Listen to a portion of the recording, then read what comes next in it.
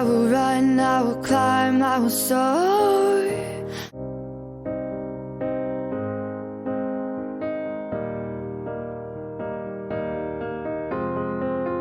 I will run, I will climb, I will soar. The one commodity that is most valuable on this earth is time. Time to love, time to live. From the moment the human body is born, it begins dying. I don't think you quite caught that. Let me say it again. From the moment the human body is born, it begins dying. Some happen faster, some happen slower. Some of us help them go faster, and some of them prevent it from happening sooner than later. How many seconds, how many minutes do we waste every day doing things that are nowhere near the goals and aspirations and passions that we have inside? How many times do you go through the course of a day and realize, did I do anything I set out to do today? Write down those goals each and every day. No matter if it's 2 goals a day, if you can accomplish those, then you're doing more than just making it through the day. You are living and achieving your dreams. Find time to better yourself, read, explore, research, live life, do things you've never thought of doing before. That's what it's all about. When you're born, that's that date that they put on the left side of the tombstone. When you die, they put another date on the right side of the tombstone. But that dash in the middle is the most important thing on that tombstone.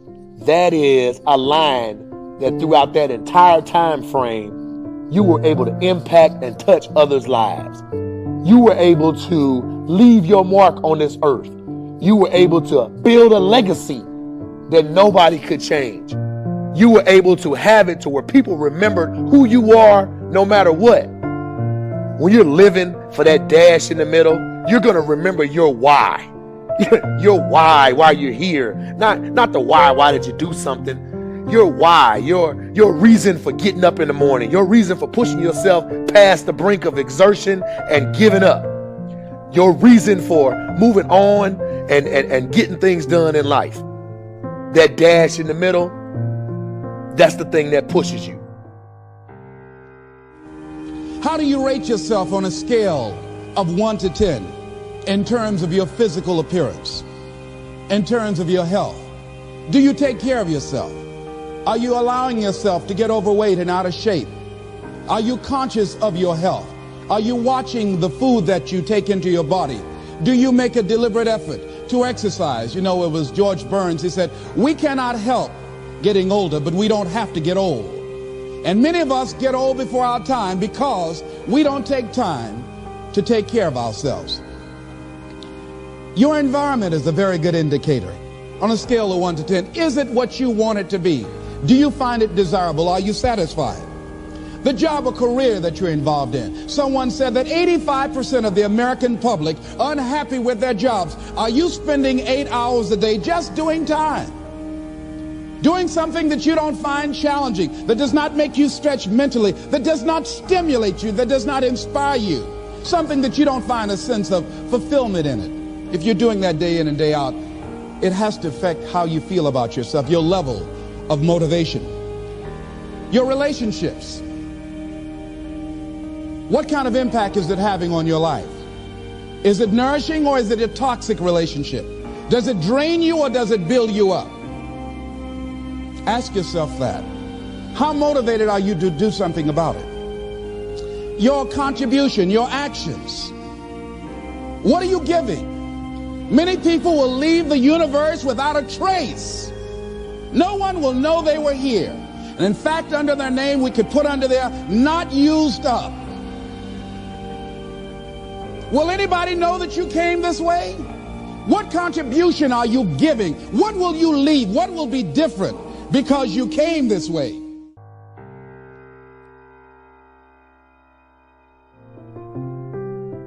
Just stop for a second. Write down your why. What are you doing this for in life?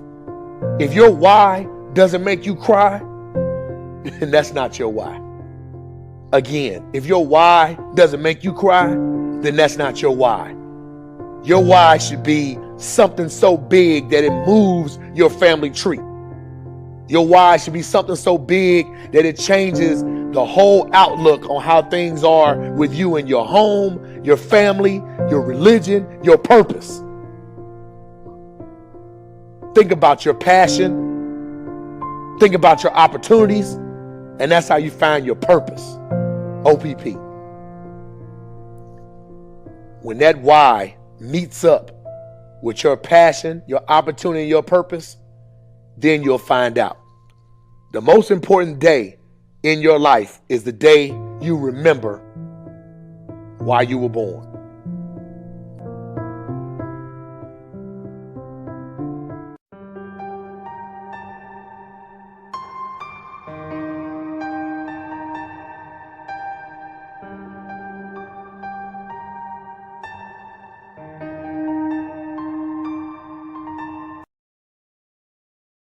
Who are you going to be? And if you'll notice, I'm not asking what are you going to do, but who are you going to be? I'm asking you about how you plan to live your life every day. How are you going to respond when you don't get that job you had your heart set on? For all of you who are going to be teachers, what are you going to do if the students in your class next year just don't respond to your lessons? For all of you going into business, how will you react when your boss gives you a goal that feels way too high? See, these are the moments that define us. Not the day you get the promotion, not the day you win Teacher of the Year, but the times that force you to claw and scratch and fight just to get through the day. The moments when you get knocked down and you're wondering whether it's even worth it to get back up. See, those are the times when you've got to ask yourself, who am I going to be?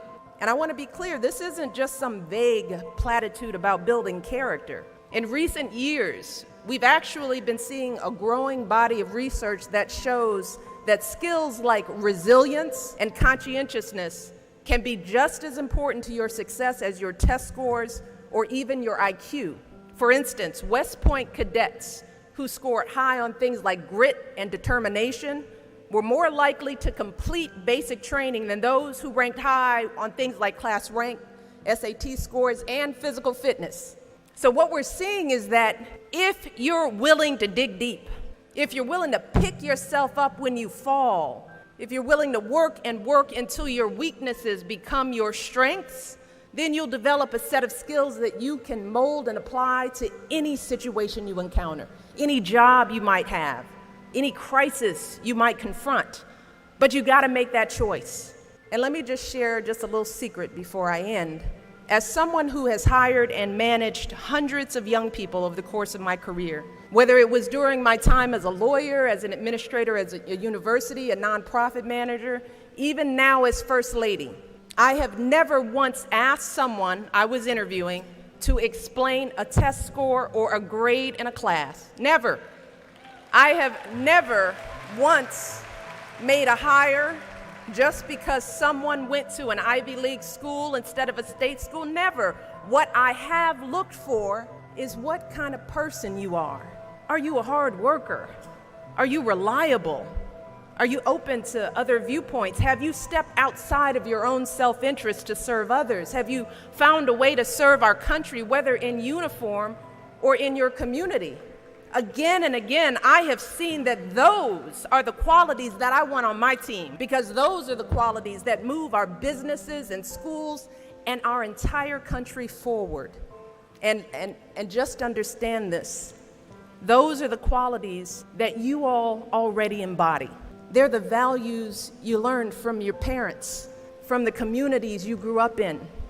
And today, more than ever before, that's what the world needs.